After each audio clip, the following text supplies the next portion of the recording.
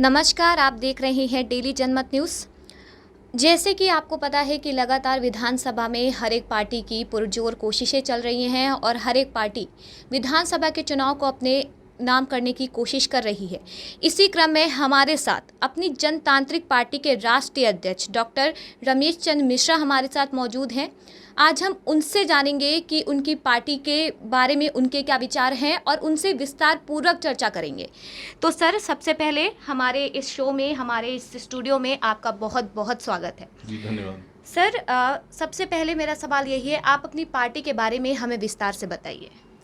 देखिए, अपनी जनतांत्रिक पार्टी 2020 से उत्तर प्रदेश में काम कर रही है। इससे पहले हमारा एक संगठन जो कि बाहुबली सेना के नाम से 2017 से यहाँ पर काम कर रहा है और वो अन्य शांत प्रांतों में काम कर रहा है। बाहुबली सेना नाम हमको चुनाव आयोग में नहीं मिला, चुनाव आयोग से मिला नाम अपनी जनतांत्रिक पार्टी एजेपी। और एजेपी संगठन लगभग 45 जिलों में हमारा पूर्ण रूप से गठित हो गया उत्तर प्रदेश में, और संगठन पूर्ण रूप से उत्तर प्रदेश में कार्य कर रहा है ब्लॉक स्तर तक। सर, जैसे आगामी चुनाव आने वाले हैं, तो उसके लिए आपकी पार्टी की क्या तैयारियां हैं? देखिए, अभी हमारा सिंबल आने वाला है।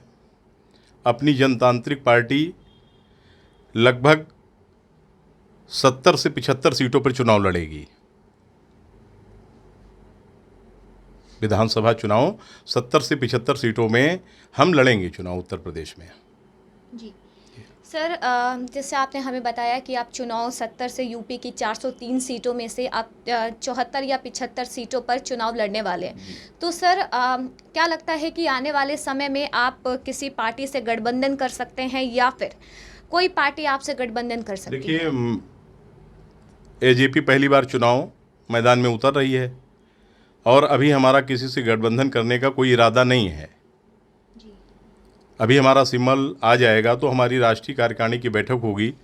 हमारे उत्तर प्रदेश के अध्यक्ष जो अरविंद शर्मा जी हैं, उनसे बैठक होगी और उत्तर प्रदेश में हम तय करेंगे कि हम किस आधार पर चुनाव लड़ेंगे। राजनीति में सब कुछ संभव है। हो सकता है हमारी विचार किसी पार्टी से मिल जाएं, तो पहला चुनाव है, हो सकता है हम साथ में भी लड़ सकते हैं। सर, जैसे आपने बताया कि आप 7 प्रांतों में आपका संगठन काम करता है, तो सर इसके बारे में विस्तार से हमें थोड़ा बताइए। देखिए, बाहुबली सेना संगठन जो कि मैंने गठन किया था 2017 में, 2017 बनने के बाद में बाहुबली सेना संगठन का गठन 7 प्रांतों में हो रहा है। महाराष्ट्र में भी हो रहा है, एमपी में भी हो रहा है, बिहार में भी हो रहा है और उत्तराखंड में भी हो रहा है। ऐसे 7 प्रांतों में संगठन का काम हो रहा है। संगठन पूर्ण रूप से तैयार है और संगठन में जब हमें आवश्यकता पड़ती है तो हमारे कार्यकर्ताओं को बहुत तकलीफ़ होती है। उनको अपनी एक काम के लिए, अपने ज़रूरतों के लिए दूसरे पार्टियों के पास जाना पड़ता है। वो पार्टियां उनके कार्य को नहीं देखती, अनदेखा करती हैं। उसके लिए हम लोगों को मजबूरी में अपनी जनतांत्रिक पार्टी का गठन करना पड़ा और अपनी जनतांत्रिक पार्टी के हमारे सदस्य जब विधानसभा पहुंचेंगे तो जाहिर है कि हमारे संगठन के भी कार्यकर्ताओं का काम होगा और अच्छी तरह से उनके लिए हम लोग काम कर सकेंगे। सर, जैसे मैंने आपसे पूछा कि आपने पार्टी के बारे में बताइए, तो सर आने वाले विधानसभा चुनाव में आप किन मुद्दों पर चुनाव लड़ेंगे? देखिए, मुद्दा तो बहुत सबसे मेन तो ये है कि आज उत्तर प्रदेश सहित पूरे भारत में आरक्षण मुद्दा प्रमुख है, जो कि अपनी जनतांत्रिक पार्टी इस मुद्दे को बराबर उठा रही है कि आर्थिक आधार पर आरक्षण होना चाहिए। इस आरक्षण को 10 साल के लिए अंबेडकर जी ने, माननीय अंबेडकर जी ने उसको हमारे संविधान में लिखा था। उस समय हमारे देश की स्थिति बहुत अलग थी। आज जो भी पार्टियां उसको अपना वोट बैंक बना लिया है सबने और निरंतर आरक्षण को आगे बढ़ाते चले जा रहे हैं। हम चाहते हैं कि आरक्षण जाति के आधार पर न होकर के आर्थिक आधार पर हो। वो किसी भी जाति के हों, उनको, हर व्यक्ति को उनको मौका मिले। जिनको मौका चाहिए उनको मौका नहीं मिलता और लोग आगे आकर के सब खड़े हुए। अब आज हर स्थिति में सब संपन्न हैं।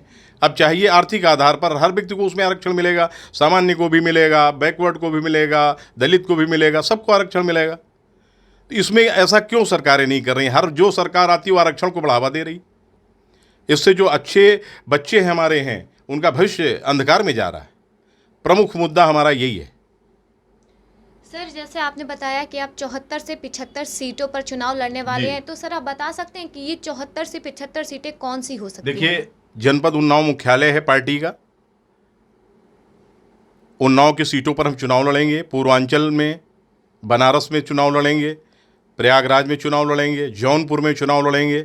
ऐसे करके कुछ हम पश्चिम में चुनाव लड़ेंगे। हमारी सीटें अभी जैसे ही हमारा सिंबल आ जाएगा, हमारे कैंडिडेट सब तैयार हैं, हम उनके नाम ओपन करेंगे और सीटें ओपन करेंगे। सर, जैसे आपने बताया कि आप इसमें, तो आपको क्या लगता है कि इस समय जैसे सरकार है, आर्थिक मुद्दे भी हैं काफ़ी सारे, उसके लिए आपकी पार्टी क्या करेगी? देखिए, इस समय सरकार, हर व्यक्ति महंगाई से परेशान है। पेट्रोल किस भाव बिक रहा है, डीजल किस भाव बिक गया, दालें किस भाव बिक गई। सामान्य व्यक्ति का जीवन जीना हराम हो गया है। सबसे बड़ी बात यह है कि मध्यम वर्गीय जो लोग हैं उनके लिए किसी पार्टी को नहीं देख रही। भाई, इतनी महंगाई जब बढ़ जाएगी, आमदनी कम हो गई, खर्चे ज़्यादा हो गए, तो उसका जीना हराम हो गया। सरकार किस लिए बनाई जाती है? भाई, यही ज़रूरतों की चीज़ें, जो सामान्य ज़रूरतों की चीज़ें हैं, उन पर सरकारें ध्यान दें। उन पर किसी का ध्यान नहीं है। कोई किसी कोई धर्म की बात करता है, कोई जात की बात करता है, कोई संप्रदाय की बात करता है। आदमी को जिंदा रहने के लिए उसको तो महंगाई तो खाई जा रही है उसकी। अभी जिसकी सरकार है, वो जब पहले थी कांग्रेस की सरकार, तो वो चिल्लाते थे। अब इनकी सरकार है तो वही दशा है। पेट्रोल के दाम इतने बढ़ गए। ये तो कह रहे थे कि पेट्रोल जब हम आएंगे तो पेट्रोल सस्ता करेंगे, गैस सिलेंडर सस्ता करेंगे। तो कैसे होगा ऐसे? तो महंगाई और बेरोजगारी, ये हमारे प्रमुख मुद्दे हैं। इन पर अपनी जनतांत्रिक पार्टी जनता के बीच में जाएगी और चुनाव लड़ेगी। सर, इसके बीच एक बहुत बड़ा सवाल आता है, महिला सशक्तिकरण। जी। सर, हर एक पार्टी महिला सशक्तिकरण के दावे करती है, इस पर आपकी पार्टी का क्या विचार है? देखिए, हमारी पार्टी दावे नहीं करेगी। हम लोग बाहुबली सेना के माध्यम तक अभी तक महिलाओं के लिए कार्य कर रहे थे, और जब हम आएंगे हम काम करेंगे महिलाओं के लिए, उनको सशक्तिकरण के लिए, उनको रोज़गार दिया जाए। और हम ये चाहते हैं जैसे कि महिला सशक्तिकरण और दिव्यांग लोगों के लिए, दिव्यांग की तरफ कोई सरकारें नहीं देखती, महिलाओं की तरफ कोई सरकारें नहीं देखती। अगर हमारी पार्टी आती है तो हम तो जो हाउस वाइफ हैं, जो महिलाएं हैं, उनके लिए कोई एक भत्ता होना चाहिए। वो तो बेचारी कहीं नहीं जा पाती, वो तो घर में रहती हैं, दिन भर खाना बनाती, उनके लिए भी तो कुछ होना चाहिए। हमारी सरकार आएगी तो कम से कम उनको 2,000 रुपये महीने भत्ता मिलना चाहिए। महिलाएं कहाँ जाएंगी और वो किसके आश्रित रहेंगी? तो जो विधवा हैं उनको चाहिए। तो हम लोग महिलाओं के लिए करेंगे। हम वादा नहीं करते, हम लोग काम करेंगे, और जब काम करेंगे तो जनता खुद देखेगी। वादे तो बहुत लोग कर रहे हैं, इस समय पार्टियों की कमी नहीं चुनाव में, और जो भी पार्टियां हैं वादे पर चल रही हैं और फ्री बांटने की होड़ लगी हुई है। कोई कुछ फ्री दे रहा, कोई कुछ फ्री दे रहा। तो हम लोग काम करेंगे, लोगों को तैयार करेंगे। सशक्तिकरण का मतलब होता है उनको अपनी स्वयं में शक्ति दी जाएगी, उनके अंदर काम मिलेगा, उनको रोजगार मिलेगा, तो शक्ति आएगी, वो आगे बढ़ेंगी। तो सशक्तिकरण पे हम लोग काम करेंगे और कर रहे हैं। अभी वर्क संगठन के माध्यम से कर रहे हैं। अभी हमारा संगठन है, हमारे कार्यकर्ता, उनके माध्यम से मैं कर रहा हूँ। जब संगठन की जगह में हम विधानसभा में पहुँचेंगे, हमारे 2 आदमी 4 आदमी पहुँचेंगे तो अपनी बात रखेंगे, तभी तो हम अपनी बात को रख पाएंगे। ऐसे तो कोई बात ही सुनने वाला नहीं। तो हम पूरी मजबूती के साथ विकलांगों के लिए, गरीबों के लिए, मजदूरों के लिए और महिलाओं के लिए एक ऐसा सिस्टम बना करके लेके हम लोग आएंगे। जब पहुंचेंगे बनाएंगे जिससे सबको लाभ मिले उसका। जाति तोड़ो समाज जोड़ो, जातिवाद से कुछ नहीं होना।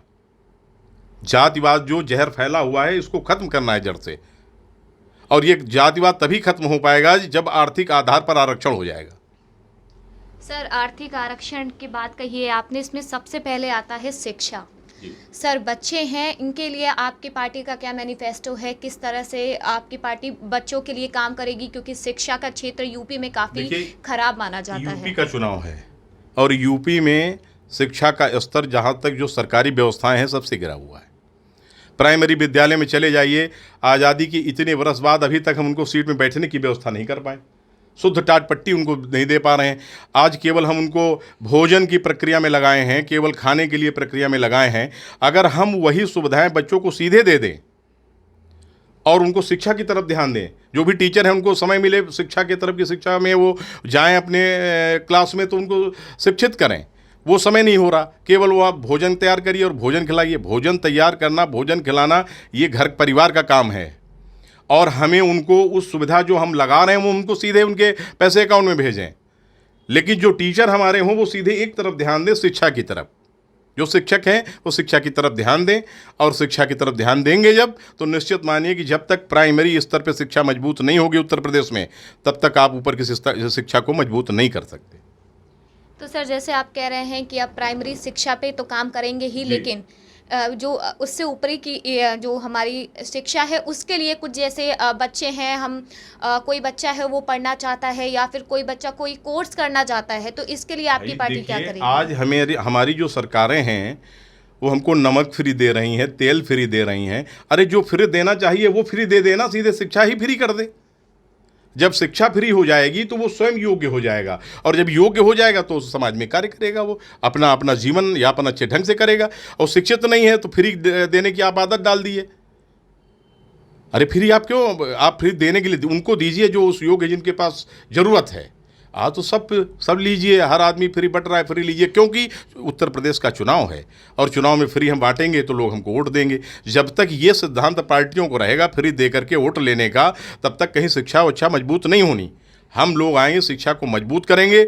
और अभी हम आपसे कहते हैं हम क्या करेंगे, जब तक हम आएंगे तभी तो हम दिखाएंगे ना उस चीज़ को।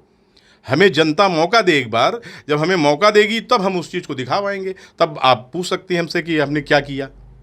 हम शिक्षा को मजबूती से उसको लाएंगे और शिक्षा को मजबूत व्यवस्था के साथ में उसको प्राइमरी पाठशाला से जब मजबूत करेंगे तो आगे की शिक्षाएं अपने आप मजबूत होती चली जाएंगी। और जो लोग हमारे आर्थिक आधार पर कमज़ोर हैं उनके लिए हम शिक्षा फ्री करेंगे, शिक्षा फ्री कर देंगे।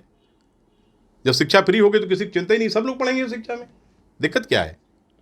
आपने देखा, हमने अपनी जनतांत्रिक पार्टी के राष्ट्रीय अध्यक्ष डॉक्टर रमेश चंद्र मिश्रा से बात की। उन्होंने बताया कि उनकी पार्टी आने वाले विधानसभा चुनाव में चुनाव लड़ेगी। आज के लिए बस इतना ही। ताज़ा अपडेट्स के लिए देखते रहिए डेली जनमत न्यूज़।